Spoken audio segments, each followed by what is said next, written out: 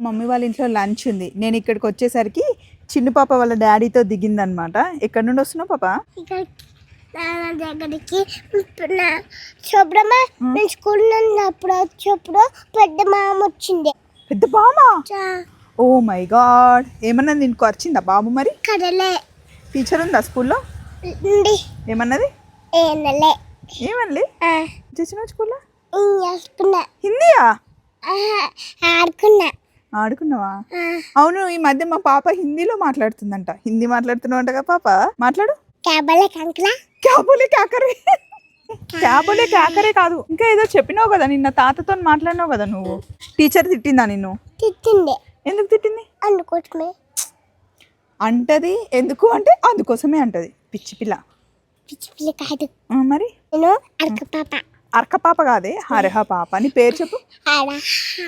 Arha.